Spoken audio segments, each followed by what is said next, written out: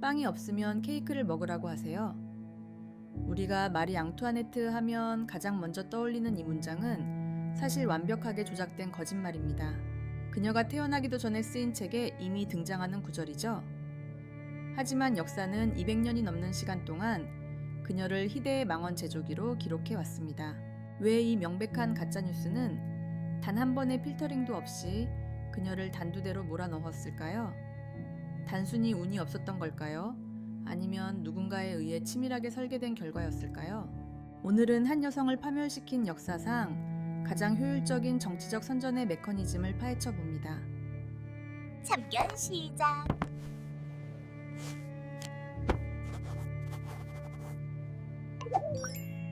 우리가 흔히 알고 있는 역사는 종종 승자의 기록이거나 혹은 살아남은 자들이 필요에 의해 다듬은 가공의 산물인 경우가 많습니다.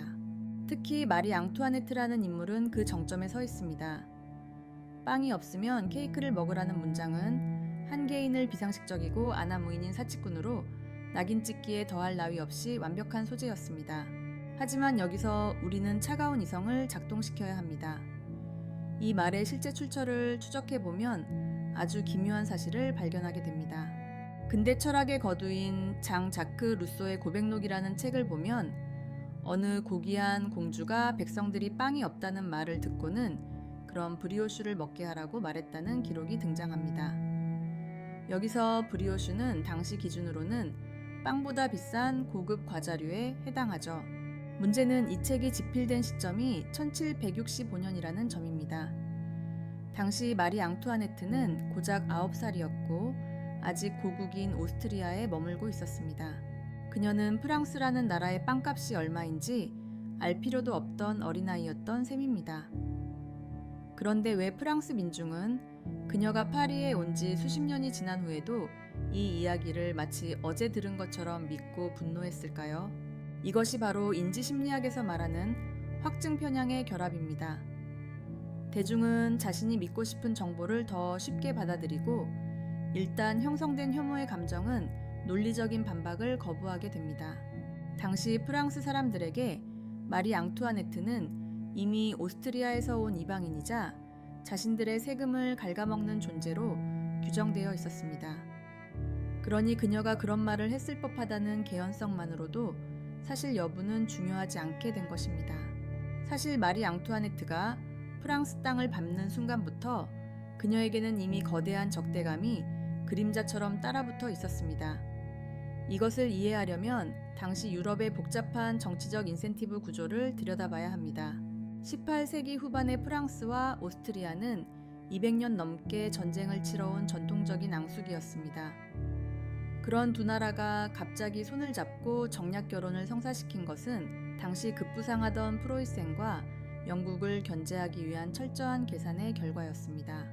하지만 정치를 주도하는 엘리트들의 계산과 대중의 정서는 전혀 다른 방향으로 움직였습니다. 프랑스 민중에게 오스트리아는 수많은 내 아들과 남편의 목숨을 앗아간 원수의 나라였습니다. 그런데 그 나라의 공주가 프랑스의 국모가 된다는 사실은 감정적으로 수용하기 힘든 일이었죠. 대중은 그녀를 마리 앙투아네트라는 이름 대신 로트리시엔, 즉 오스트리아 여자라고 불렀습니다. 이 단어 안에는 단순히 출신 성분을 뜻하는 것 이상의 날카로운 혐오가 담겨 있었습니다. 프랑스어에서 오스트리아인을 뜻하는 단어는 암케를 뜻하는 단어와 발음이 매우 유사했기 때문에 이는 일종의 언어 유희를 이용한 비하 전략이었습니다. 사회학적 관점에서 볼 때 외부인에 대한 혐오는 내부의 결속을 다지는 가장 저렴하고 강력한 수단입니다. 당시 프랑스 내부의 여러 모순과 갈등을 잠재우기 위해 정치 세력들은 이 오스트리아 여자를 완벽한 공공의 적으로 설정했습니다. 그녀는 프랑스 사람이 아니기에 그 어떤 비난을 퍼부어도 도덕적 가책을 느낄 필요가 없는 존재가 된 것입니다. 더 흥미로운 지점은 경제적 프레임입니다. 당시 프랑스는 극심한 재정난에 허덕이고 있었습니다. 국가 부채가 산더미처럼 쌓여 있었고 민중은 굶주림에 허덕였죠. 이때 대중의 분노가 향한 곳은 국가의 구조적 결함이 아니라 왕비의 옷장이었습니다. 사람들은 그녀를 적자 부인이라고 불렀습니다. 프랑스 재정 적자의 원인이 마치 왕비 한 명의 사치 때문인 것처럼 몰아간 것입니다. 하지만 실제 데이터를 들여다보면 진실은 전혀 다릅니다. 당시 프랑스 왕실 전체의 예산은 국가 총지출의 약 6% 수준이었고, 그 중에서도 왕비가 개인적으로 사용한 비용은 전체 예산의 1%도 되지 않았습니다. 그렇다면 프랑스를 파산으로 몰고 간 진짜 원인은 무엇이었을까요? 그것은 바로 머나먼 타국에서 벌어진 미국 독립전쟁이었습니다. 프랑스는 영국을 견제하기 위해 미국의 천문학적인 군사비와 물자를 지원했습니다. 이 지원금은 왕실 사치 비용과는 비교조차 할 수 없을 만큼 거대한 규모였고, 이것이 프랑스 재정의 숨통을 조이는 결정적인 원인이 되었습니다. 하지만 굶주린 민중에게 수만 킬로미터 밖의 전쟁터나 복잡한 금융수치는 피부에 와닿지 않았습니다. 대신 왕비의 머리 위에 장식된 화려한 깃털과 매일 바뀌는 드레스는 아주 선명하고 구체적인 분노의 대상이 되었습니다. 경제학적으로 볼 때 이는 비용의 절대적 크기보다 체감되는 불공정이 대중의 분노를 더 강력하게 자극한다는 것을 보여줍니다. 혁명 세력은 이 지점을 아주 영리하게 파고들었습니다. 그들은 국가의 파산 원인을 복잡한 국제 정세나 시스템의 무능이 아닌 한 여인의 부도덕함으로 치환해버렸습니다. 구조적 문제를 개인의 인격 문제로 바꿀 때 대중은 훨씬 더 쉽게 선동되고 통제됩니다. 마리 앙투아네트는 그렇게 프랑스의 모든 불행을 대신 짊어져야 하는 속죄양의 프레임 속에 갇히게 된 것입니다. 이러한 분노의 프레임이 대중의 마음속에 단단히 뿌리를 내릴 수 있었던 비결은 무엇이었을까요? 그것은 바로 당시 파리의 지하 경제를 지배했던 팸플릿이라 불리는 저속한 인쇄물들이었습니다. 요즘으로 치면 자극적인 썸네일과 가짜뉴스로 무장한 사이버 레카와 매우 흡사한 형태였죠. 리벨이라는 이름으로 불린 이 유인물들은 왕실의 권위를 바닥으로 추락시키기 위해 아주 조직적이고 치밀하게 제작되었습니다. 제작자들의 동기는 단순했습니다. 왕비에 대한 자극적이고 선정적인 이야기를 실을수록 인쇄물은 불티나게 팔려나갔고, 그것은 곧 막대한 수익으로 연결되었습니다. 혐오가 곧 돈이 되는 인센티브 구조가 이미 이 당시에 완성되어 있었던 셈입니다. 이들은 마리 앙투아네트를 단순히 사치스러운 여성이 아니라 성적으로 타락하고 국가의 기밀을 고국인 오스트리아에 팔아넘기는 간첩으로 묘사했습니다. 오늘날 우리가 보면 코웃음을 칠 법한 조잡한 합성 이미지나 근거 없는 소문들이 당시 정보의 사각지대에 있던 민중에게는 곧 흔들릴 수 없는 진실로 받아들여졌습니다. 여기서 우리는 정치적 선전이 작동하는 아주 무서운 법칙 하나를 발견하게 됩니다. 대중은 논리적인 진실보다 감정을 자극하는 그럴듯한 이야기를 훨씬 선호한다는 사실입니다. 왕비가 국가 부채를 해결하기 위해 밤낮으로 고민했다는 따분한 사실보다는 그녀가 왕궁의 밀실에서 난잡한 파티를 즐기며 국고를 탕진하고 있다는 자극적인 폭로가 사람들의 뇌리에 더 강렬하게 박혔던 것입니다. 이러한 이미지 훼손은 단순히 한 개인에 대한 인격 살해를 넘어 왕실 전체의 신성함을 파괴하려는 고도의 정치적 계산이 깔려 있었습니다. 왕이 신으로부터 통치권을 부여받았다는 왕권 신수설의 논리가 지배하던 시대에 왕비의 도덕적 타락은 곧 그 가문의 통치 정당성을 뿌리째 흔드는 가장 치명적인 무기가 되었기 때문입니다. 그렇게 쌓여온 혐오의 화약궤에 거대한 불꽃을 던진 사건이 발생합니다. 바로 역사가 기록한 희대의 사기극인 목걸이 사건입니다. 이 사건의 줄거리는 한편의 막장 드라마처럼 황당합니다. 잔드라모트라는 몰락한 귀족 여성이 왕비와 친해지고 싶어 하던 로앙 추기경을 속여 당시 시가로 어마어마한 가치를 지닌 다이아몬드 목걸이를 가로챈 사건이죠. 사기꾼들은 왕비의 필적을 위조하고 심지어 왕비와 닮은 매춘부를 고용해 어두운 밤 정원에서 추기경과 짧은 만남을 갖게 하는 대담한 연극까지 벌였습니다. 중요한 점은 이 모든 과정에서 실제 마리 앙투아네트는 단 한 번도 개입한 적이 없으며 목걸이의 존재조차 제대로 모르고 있었다는 사실입니다. 이후 진상이 밝혀지고 재판이 열렸지만 대중의 반응은 싸늘했습니다.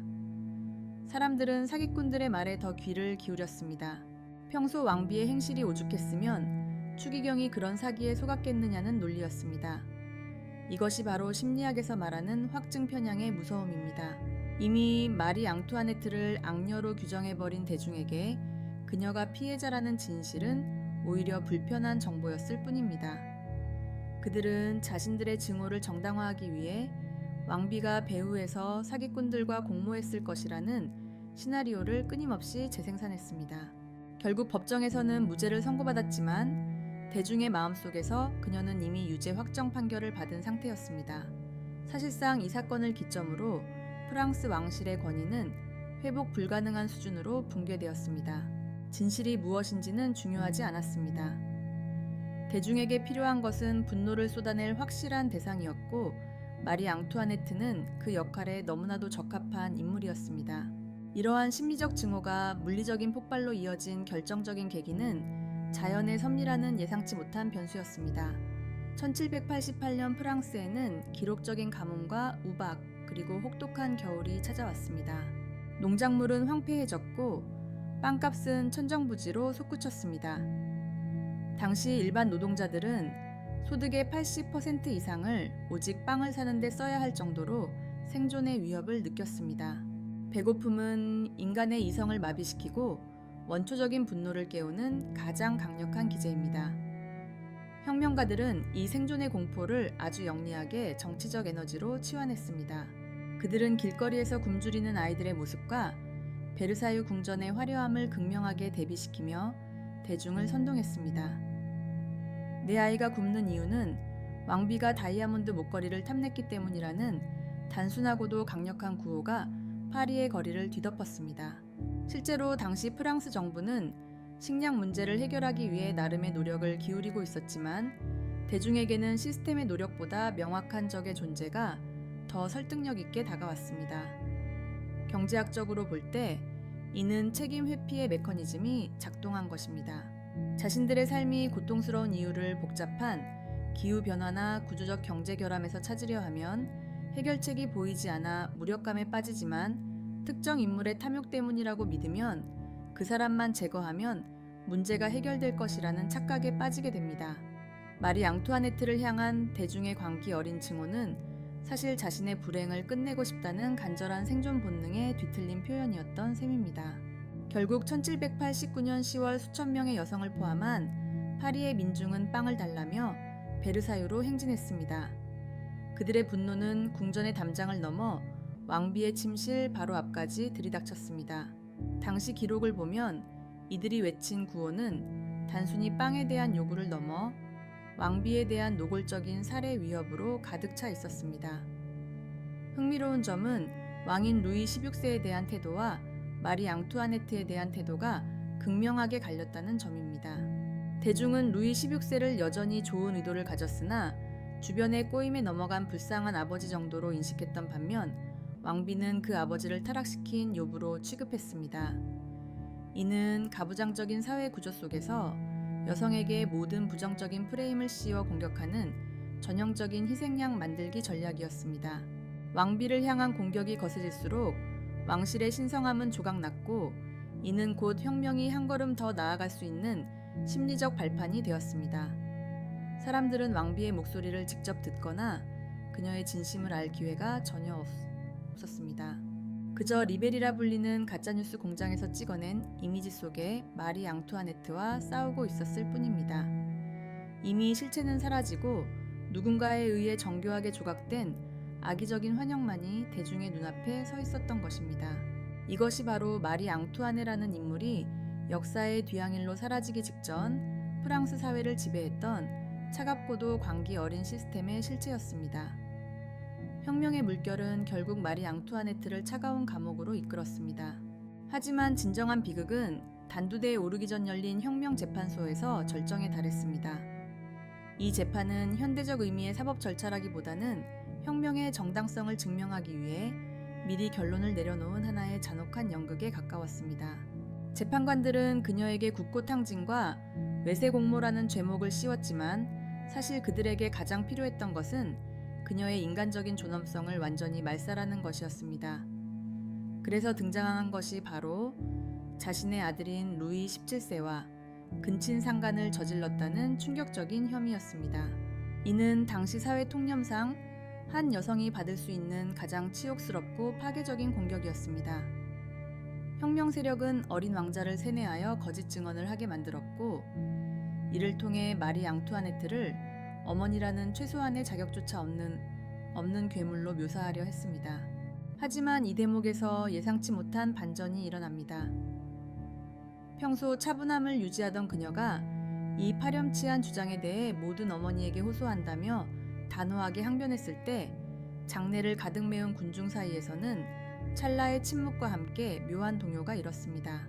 혐오의 프레임이 인간의 본능적인 모성애라는 벽에 부딪힌 순간이었습니다.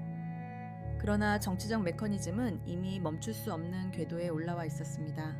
그녀가 유죄여야만 혁명이 정의가 되고 그녀가 죽어야만 구체제의 유산이 완전히 청산될 수 있다는 차가운 계산 때문이었습니다. 1793년 10월의 어느 날 마리 앙투아네트는 마침내 처형대로 향했습니다. 화려한 마차 대신 죄수들이 타는 짐수레에 실려 파리의 거리를 지날 때 사람들은 여전히 그녀를 향해 야유와 욕설을 퍼부었습니다. 하지만 사형장에 도착한 그녀의 모습은 대중이 기대했던 비겁한 악녀의 모습이 아니었습니다. 그녀는 극도의 공포 속에서도 흐트러짐 없는 자세로 계단을 올랐고 실수로 처형인의 발을 밟았을 때는 정중하게 사과하는 품위를 유지했습니다. 죽음의 순간까지도 그녀는 누군가가 설계한 프레임 속에 갇히기를 거부하며 자신의 인간적 자존감을 지켜낸 셈입니다. 그녀의 목이 떨어지는 순간 군중은 환호했지만 그 환호 뒤에는 기묘한 허무함이 뒤따랐습니다. 악녀라고 믿었던 여인이 사라졌음에도 불구하고 파리의 빵값은 여전히 내려가지 않았고 혁명의 혼란은 오히려 더 깊어만 갔기 때문입니다. 이것이 바로 가짜뉴스와 정치적 선동이 가진 태생적 한계입니다. 특정 개인을 악마화하여 얻은 권력은 그 대상을 제거한 순간 동력을 잃게 되며 대중은 곧 또 다른 희생양을 찾아 눈을 돌리게 됩니다. 마리 앙투아네트의 사례는 역사가 우리에게 던지는 아주 차가운 교훈입니다. 왜 진실은 이토록 힘이 없고 자극적인 가짜뉴스는 이토록 생명력이 질긴 것일까요? 경제학적 관점에서 보면 정보의 비대칭성과 확인 편향이 결합할 때 발생하는 비용이 너무나 크기 때문입니다. 당시 민중에게 왕비의 결백을 확인하는 것은 많은 시간과 노력이 드는 고비용의 행위였지만 누군가 던져준 혐오의 메시지를 그대로 수용하는 것은 아주 저렴하고 즉각적인 심리적 보상을 제공했습니다. 사람들은 굶주림이라는 거대한 고통의 원인을 복잡한 시스템의 문제로 이해하기보다 특정 인물의 부도덕함으로 치환해버림으로써 일시적인 카타르시스를 얻었습니다. 하지만 그 대가는 혹독했습니다. 이성적인 토론과 구조적 개혁 대신 혐오와 선동을 선택한 사회는 결국 더 큰 폭력과 혼란의 소용돌이 속으로 빠져들 수밖에 없었습니다. 2000년이 지난 지금의 우리 사회는 어떨까요? 기술의 발전으로 정보는 넘쳐나지만 우리는 여전히 확증 편향의 늪에 빠져 누군가를 현대판 마리 앙투아네트로 만들고 있지는 않은지 되돌아보게 됩니다. SNS의 알고리즘은 우리가 보고 싶은 것만 보여주고 혐오는 여전히 가장 수익성 높은 정치적 상품으로 거래되고 있습니다. 결국 마리 앙투아네트라는 인물을 둘러싼 수많은 괴담과 가짜뉴스는 당시의 뒤틀린 경제 구조와 정치적 이권, 그리고 대중의 결핍이 만들어낸 필연적 결과였습니다. 그녀가 죽어야만 혁명의 정당성이 확보되었고 그녀가 악녀여야만 시스템의 무능이 가려질 수 있었기 때문입니다. 우리는 흔히 역사를 정의와 불의의 싸움으로 보려 하지만 실제 역사의 이면에는 차가운 욕망과 생존의 논리가 톱니바퀴처럼 맞물려 돌아가고 있습니다. 마리 앙투아네트는 그 톱니바퀴 사이에 끼어버린 한 개인에 불과했을지도 모릅니다. 하지만 그녀가 남긴 비극적인 서사는 오늘날 우리에게 진실보다 강력한 것이 프레임이며 그 프레임을 깨뜨릴 수 있는 유일한 도구는 차가운 이성과 데이터뿐이라는 사실을 다시금 일깨워줍니다. 빵이 없으면 케이크를 먹으라는 문장은 사라졌을지 모르지만 그 문장을 만들고 소비했던 인간의 심리 기제는 여전히 우리 곁에서 살아 숨쉬고 있습니다. 오늘 준비한 내용은 여기까지입니다. 마리 앙투아네트라는 인물을 둘러싼 수많은 괴담과 가짜 뉴스는 결국 당시의 뒤틀린 경제 구조와 정치적 이권, 그리고 대중의 결핍이 만들어낸 필연적 결과였습니다. 그녀가 죽어야만 혁명의 정당성이 확보되었고, 그녀가 악녀여야만 시스템의 무능이 가려질 수 있었기 때문입니다. 오늘 영상이 어떠셨는지 댓글로 남겨주시면 앞으로의 영상 제작에 참고하겠습니다. 앞으로도 저희 역사 참결러는 역사의 이면에 숨겨진 차가운 욕망과 인간 심리의 작동 원리를 날카롭게 분석하는 다짐을 계속하겠습니다. 구독과 좋아요는 더 깊은 내용을 파헤치는 힘이 됩니다. 지금까지 역사 참결러였습니다.